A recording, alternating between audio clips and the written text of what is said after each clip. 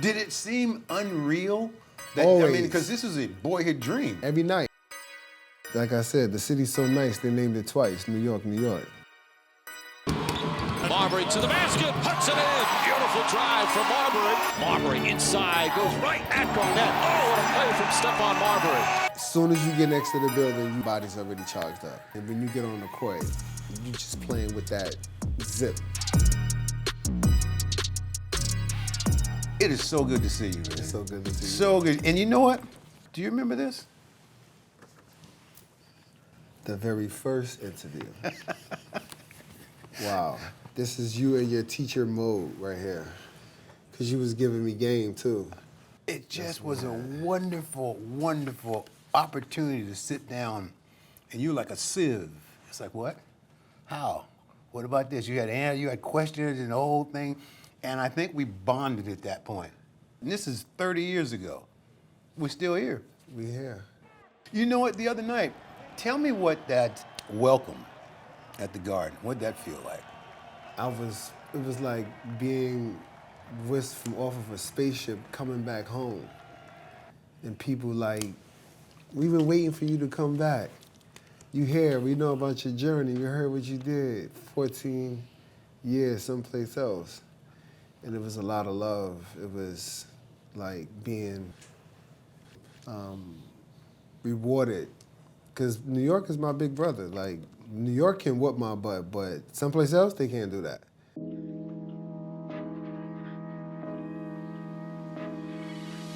So what do you think of this team? You know, you got a chance to watch them up close. What do you think? What are your thoughts on this team?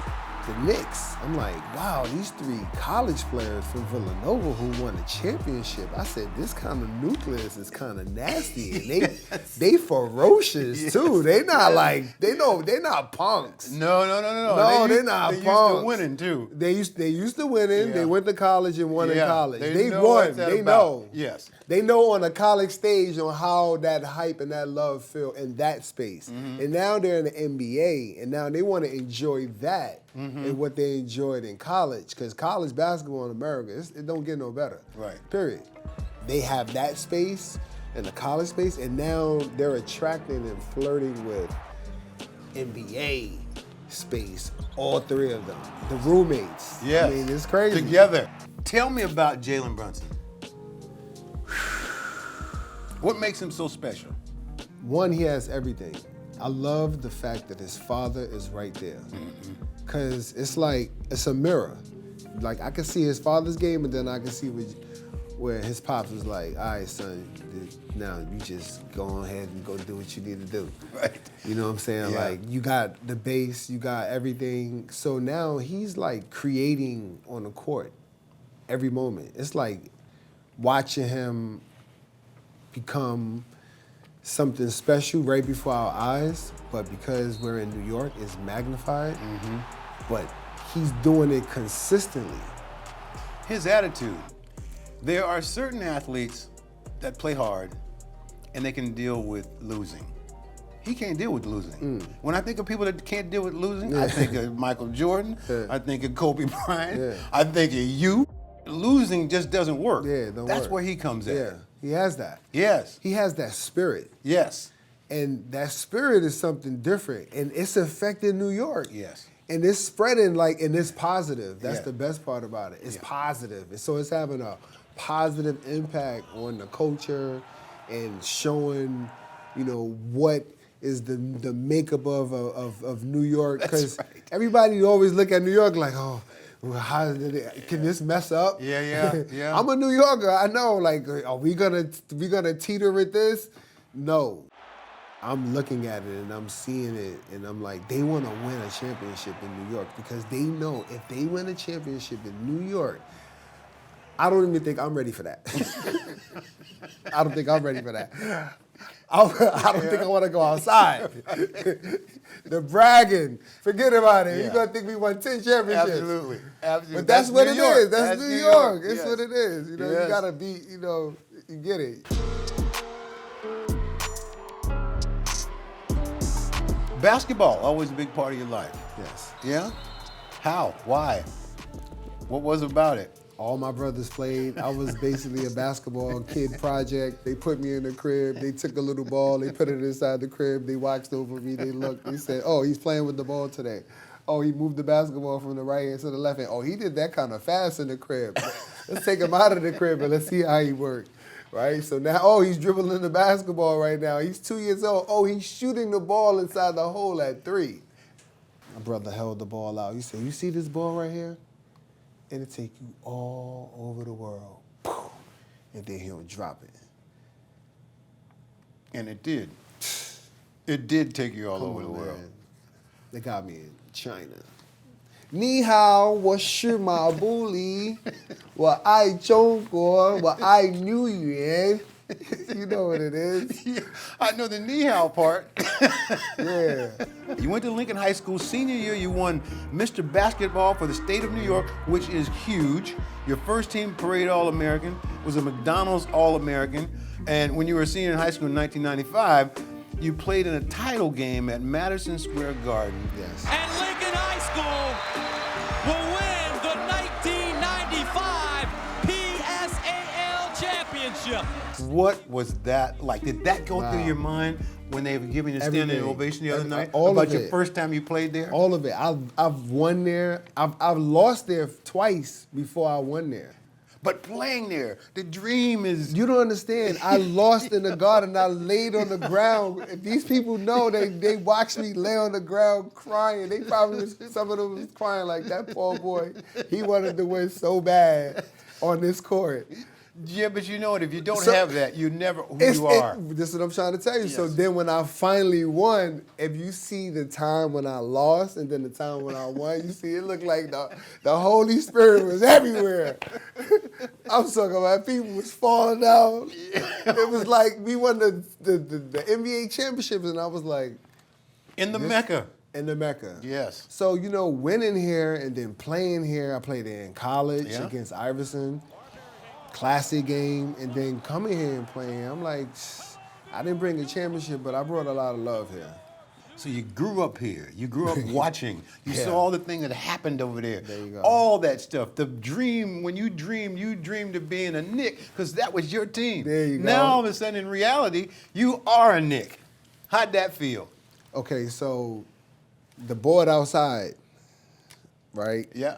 The marquee, like, everybody know when you driving in the city and you see the marquee, you know what that is. Right. Stephon Marbury is home. Basically, that's what I saw driving by. They drove me by that way on purpose. It's automatic energy, like you feel charged up. As soon as you get next to the building, your body's already charged up. And when you get on the court, you just playing with that zip. Did it seem unreal? I Always. mean, because this is a boyhood dream. Every night. Whenever you dreamed of ever playing in pro basketball, you played for the Knicks. Every night. Now you do play for the Every Knicks. night. Every night. Even when they were calling me Booberry, I was like, Booberry. My brother was telling me yesterday, he was like, yo. He was like, I was sitting there, right? The security guard was like, yeah, your brother, man, he's amazing. They was calling him Booberry the whole night. And he came out and he had 40. He turned them boos into cheers. I was like, you know, that's New York, though. Like, Yes. if you don't receive that, if you don't get a bag over your head with some writing on it, that's not gonna make you get up and go perform on the floor. Like, it's not gonna, you're gonna be looking at that dude when you go home in your car, he had a bag over his head, he looking like how you look. This New York. You know what I'm saying? If you don't respond to that, the next day they got to see you diving on the floor. They got to see you going for a rebound. He's going to take the hat off and say, that's what I'm talking about.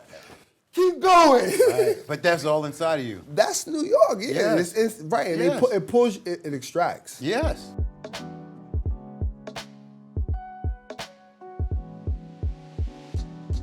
How did playing in China come up? When they told me that there were 300 million people that play basketball, because at first I was like, China, that's far. I was like, that's far. And I never been to China before. Like, you know, guys, they do tours and doing that. Yeah. I was completely oblivious towards what was going on during those times when I was playing. That guys were going to do that and having fun and learning about China and all of that. I didn't know. They tell me that, and I'm like, okay, that's a lot of people that hoop. It's like, oh, it's 1.3 billion people there.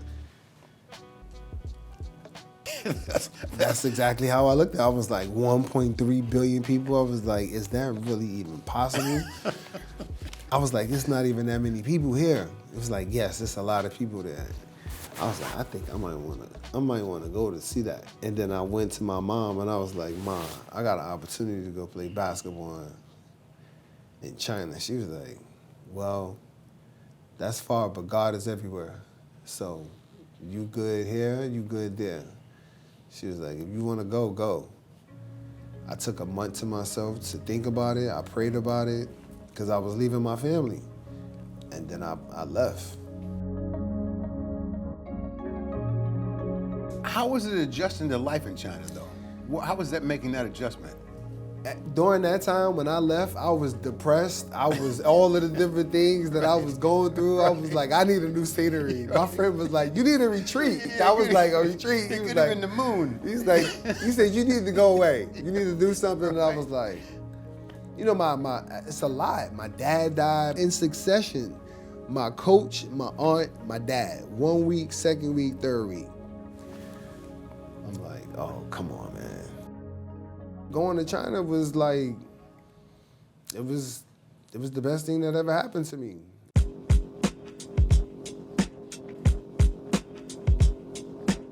Do you feel like in China now you are because I know the ambassador the other way, an ambassador of the New York Knicks in China? What I would love to do is create 6 borough. 6 borough being China we got 5 boroughs, but now we create another borough, but around the world, starting with China, starting in other places, and being, you know, the spearhead for it in China, because that's where I live at. And that's also where the statue of you is. Yes. How did you feel when you first saw that? The arena where we played at is the arena where the 2008 Olympics was held at. Okay, so now that in China, that is basically like, it's like fortress. It's like, that's the dynasty, that's the place for basketball. It's the mecca for basketball. Of China, yeah. Exactly. We win the first championship. After we win the first championship, obviously there's chatter about the NBA. So it's a website, they go, okay, if 1 million people vote for Stephon to get a statue, we're gonna build a statue for him and we're gonna put it outside of Wukason. Okay, so now they're saying that they're gonna put this statue outside of our, like the garden, right, basically. So I'm sitting in front of the computer and I'm like, I seen an article with my name and then I translate it and then I put it through Google Translate and all that. It was like, if 1 million people vote for a statue, I was like, hold up. I called my mom, I was like, they're gonna build a statue? She was like, they're gonna do what? I was like, yeah, they're gonna build a statue. China, I went to another place. People see me, they like, yo, I saw you praying. I was like, I was just saying thank you. That's it. I was like, I'm gracious. They were like, nah, you look different, son. I was like, what do you mean I look different? Nah, you look way, way different now. Like, yo, you got a sense of calm. I was like, I'm still Stephon. I was like, I just got another culture inside of me that I love. Like, I love the Chinese culture for the Chinese culture has done for me in my life and how it's allowed me to help me be a better person.